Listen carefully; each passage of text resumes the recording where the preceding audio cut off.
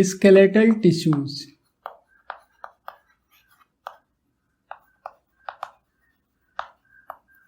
They are somewhat hard connective tissue which are important for the supportive framework of our body. Skeletal tissues are broadly classified into two categories: cartilages and bones. Cartilages and bones.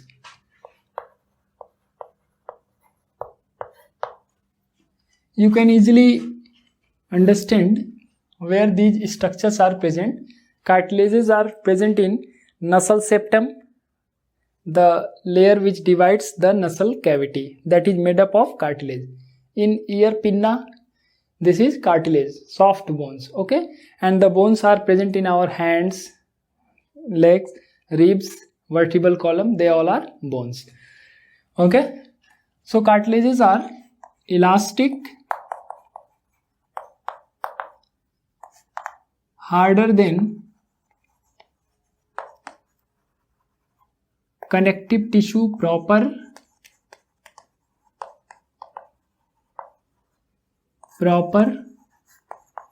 but softer than bones. So I have mentioned a word, soft bones, for cartilages. These cartilages are softer than bones. Bones are the hardest connective tissue, okay? Now let us draw the structure of cartilages. The outer layer is called perchondrium. This is somewhat like this. This is outermost layer. When you will see cartilages, better will be the section of cartilage in microscope, then you will see that the outer layer is perchondrium, which is a protective layer, and in this layer this layer surrounds a fluid substance called matrix, okay? And the matrix contains some fluid filled spaces like this.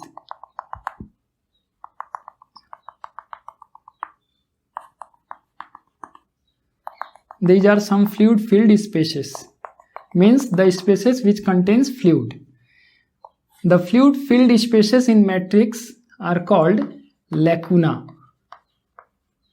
and these lacuna contains cells called chondrocytes. They may be in different stages.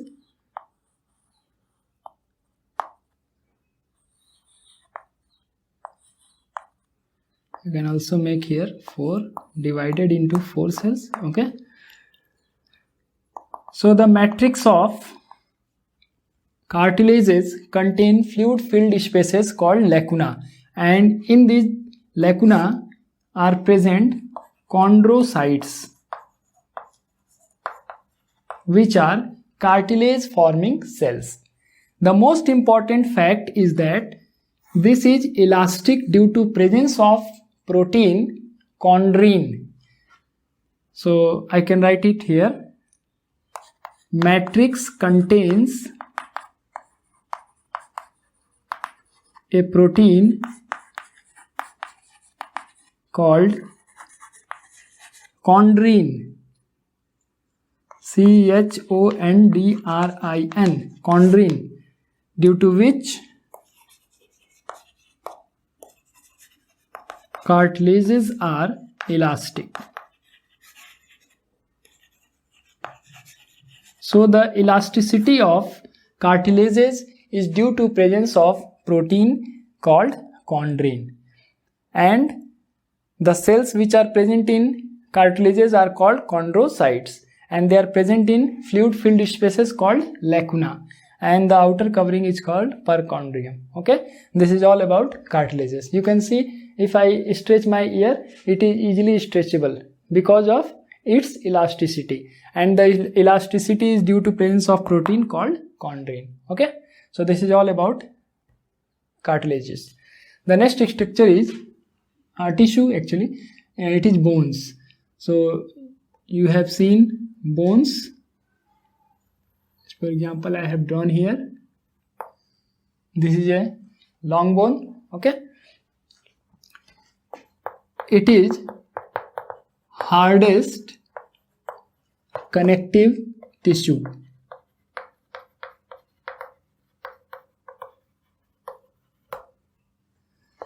The matrix of bones is solidified due to deposition of calcium phosphate,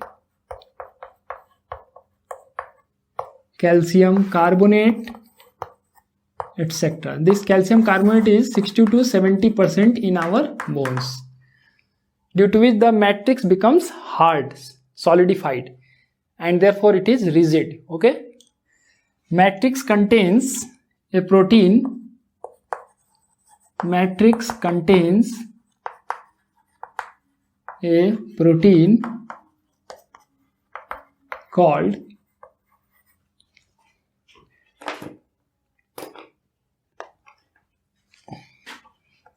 ossin. This is protein present in bones, and I have mentioned here chondrin. So chondrin is protein present in cartilages. Ossin is protein present in bones. Okay. If the bone is decalcified, it means the calcium of bone is removed. Then the bone becomes soft, and this can be done by placing it in dilute HCl. If we place a bone in dilute hydrochloric acid, this hydrochloric acid will react with calcium carbonate of bones, and it will change into calcium chloride plus H2O plus CO2. As a result, the bone becomes soft, and then we can cut a section of bone and then we can observe it under microscope. If we observe a bone in microscope, then we will see the outer covering of bone is called periosteum. This is called periosteum. Laterally, you will see that several longitudinal canals are present in the structure of bones, like this. And these longitudinal canals are surrounded by layer of matrix, like this.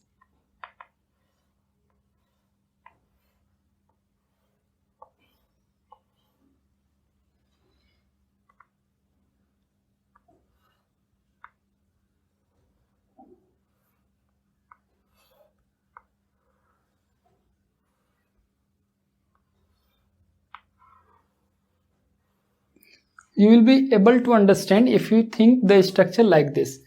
Here we have Haversian canal, and it is surrounded by matrix like this. Okay, I have cut a section of bone, so it will be visible. Okay, this is Haversian canal, and it is surrounded by several layers of matrix called lamellae. Okay, so let me make it here. It is a Haversian canal, this one, and it is surrounded by several layers of matrix like this. In the whole structure, you will see similar appearance.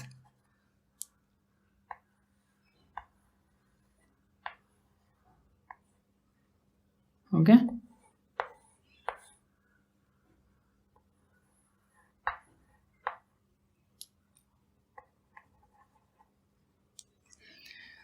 So this is Haversian canal.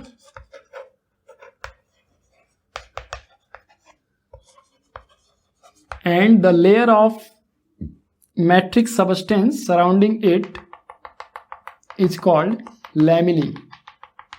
This is layer of matrix surrounding the Haversian canal, and this is called lamellae. Lamellae. This lamellae contains some fluid-filled spaces similar to this cartilages. This is fluid-filled spaces in lamellae. Okay, fluid-filled spaces in lamellae. I will make only few, and you can understand it. These are fluid-filled spaces in the lamellae, which are called lacuna, and they contain cells called osteocytes.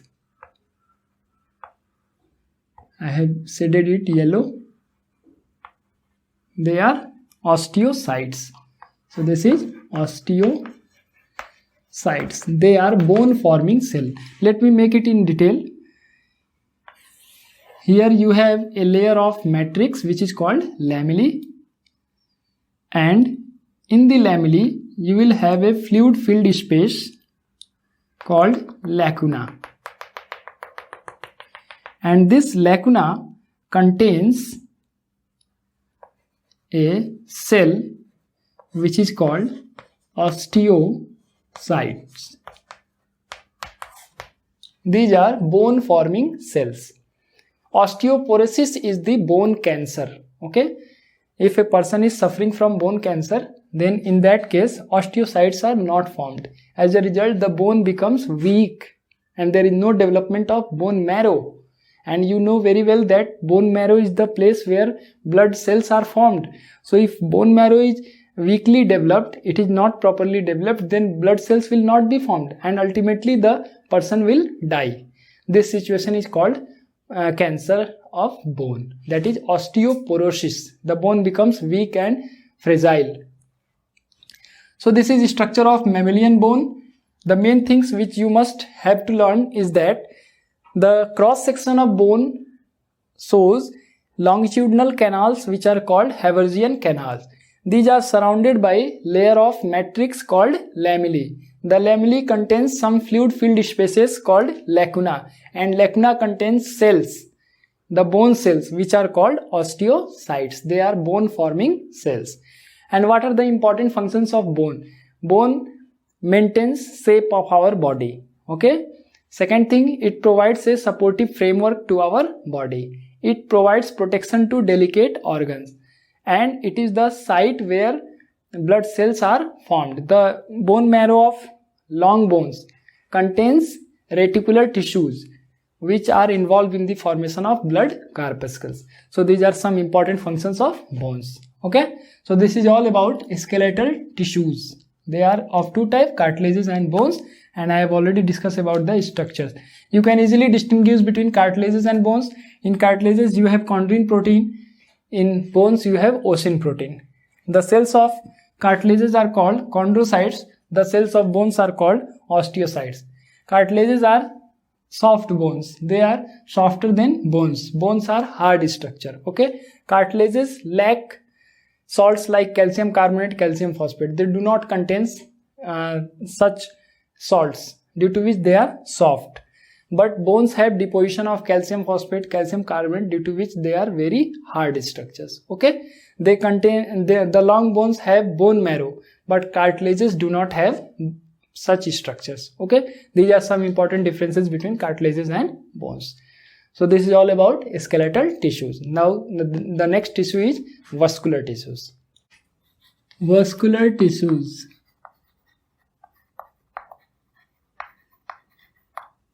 First of all, this type of tissues are fluid.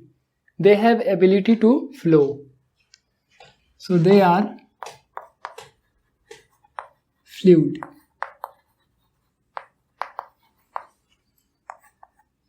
Now, if they are fluid, they will flow from one part of our body to another part, and therefore they will transport different types of substances.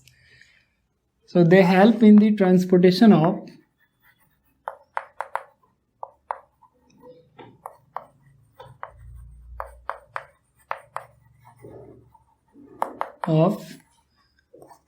digested food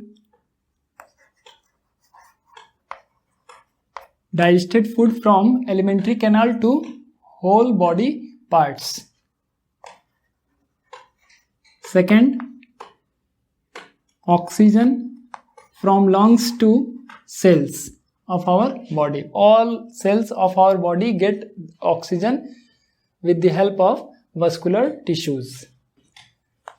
Transport of carbon dioxide. The carbon dioxide formed in cell after biochemical reactions is transported from that cell to the lungs, and it is also eliminated in some other forms with the help of these vascular tissues.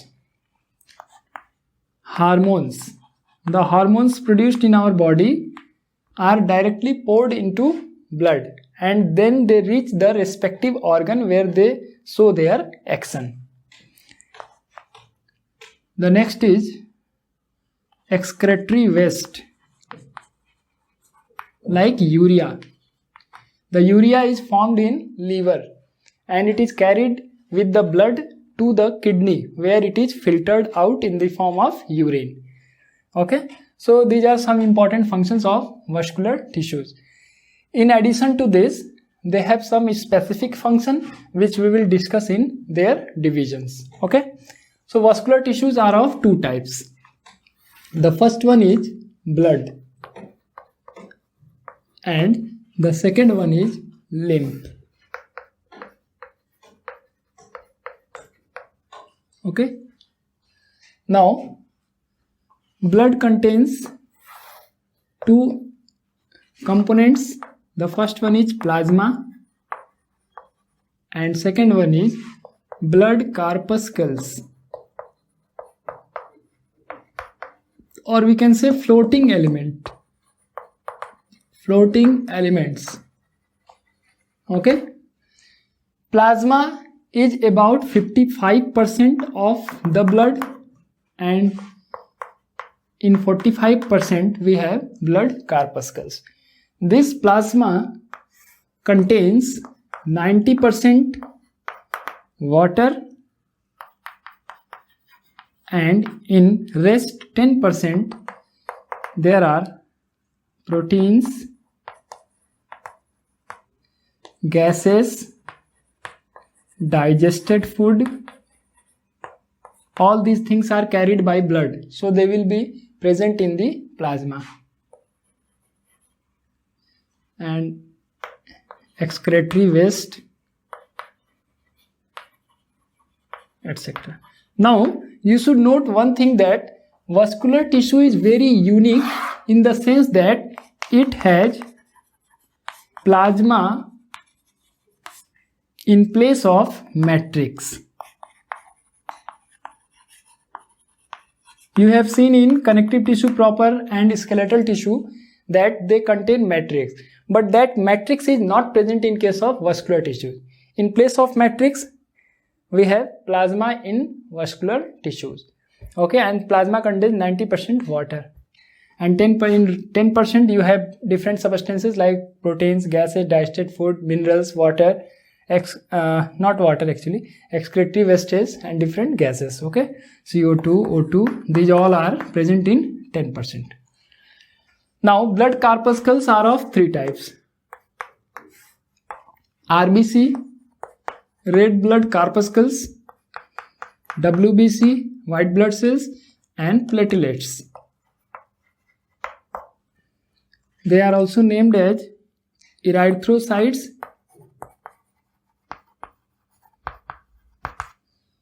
leukocytes, and thrombocytes.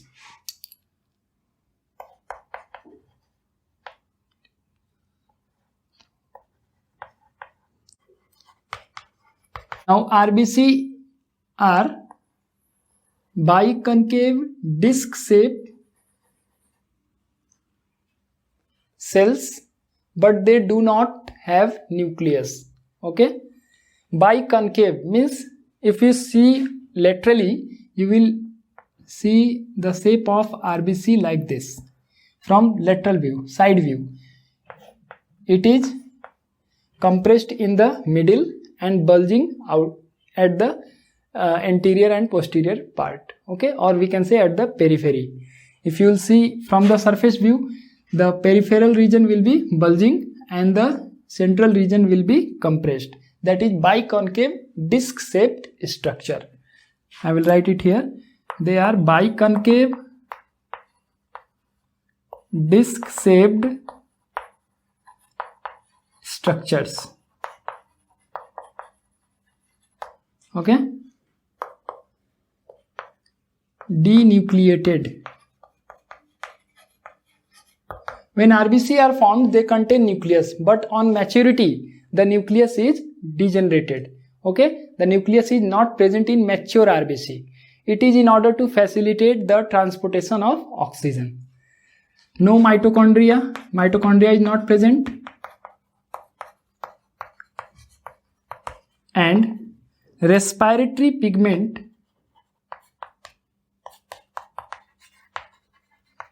hemoglobin is present, which imparts red color to RBC. Okay, hemoglobin is the oxygen carrier which is present in RBC. Okay, so you must remember this hemoglobin, which is a respiratory pigment. It is present in RBC and helps in the transportation of oxygen. I have not written here, but you can mention it here. Okay, the second one is, and how many RBC are present per millimeter cube of our blood? That is about 5 millions. 5 millions RBC are present per cubic mm of our blood. Okay, this is approximate, or we can say average value of number of RBCs present in human body. WBC, it is about 6,000 to 8,000 per cubic mm of our blood, and they are amoeboid, means they have different shape, they have no fixed shape. Okay, and they are related with phagocytosis and defense. They also produce antibodies.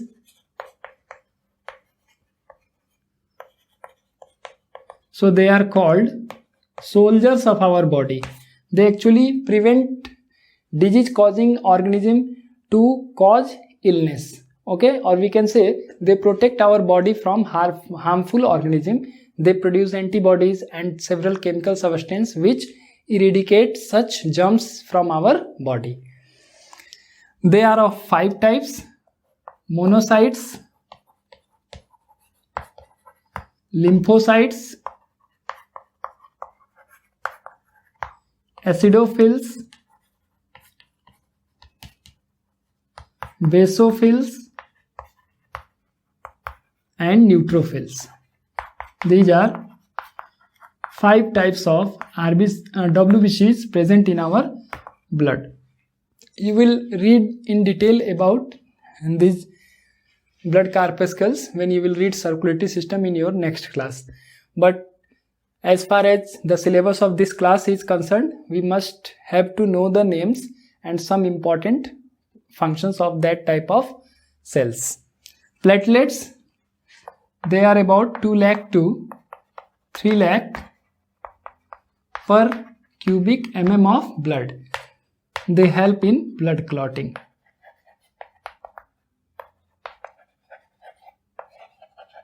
Okay, so these are 3 types of floating elements present in blood. So this is all about blood, which you should know. The next vascular tissue is lymph. It is yellowish fluid. Blood is red in color, you know very well, and it is alkaline. Red, alkaline, sticky fluid. While lymph is yellowish fluid, it is blood without RBC and plasma proteins. So lymph may be considered as blood which does not contain RBC and plasma proteins. If you remove RBC, the color of that liquid will not be red, because the red color of blood is due to presence of RBC. So certainly if RBC is removed, the red color will disappear. Second thing is that blood contains plasma which contains proteins. So if all the plasma proteins are removed and RBC is removed, then that fluid is called lymph. Okay, the lymph is not present as much the blood is present in our body, but it is present in certain delicate organs, and it is acting like a middleman, or we can say the person who shares things between two different person. Okay, so lymph is like a middleman which help in the exchange of materials between various tissues. Okay, so blood will provide oxygen and digested food to lymph, and then lymph will provide that oxygen and digested food to that particular tissue. And similarly, if the tissue carries out several biochemical reactions, some excretory waste will be produced. That excretory waste will be transferred to lymph, and then lymph will transfer it to blood. So lymph acts like a middleman for the exchange of different substances in some delicate body parts. Okay, so you can write it. It acts as a middleman in the exchange of various substances between the tissues. You can write, I have written in very short. Okay, so lymph is present in lymph nodes and lymphoid organs like spleen, tonsils. Okay, and the only function of lymph is to help to transfer the substance, or we can say exchange of substance between various body parts and the blood. Okay, it is found in that part where blood cannot reach. Okay, blood will transfer that substance to the lymph, and then lymph will provide the substance to the particular body part. Okay, lymph has function similar to that of blood. Okay, so this is all about vascular tissues, and also we have completed connective tissue. Their types: connective tissue proper, skeletal tissue, and vascular tissue. So the next tissue is muscular tissue and nervous tissue, which we will cover in our next class. Okay.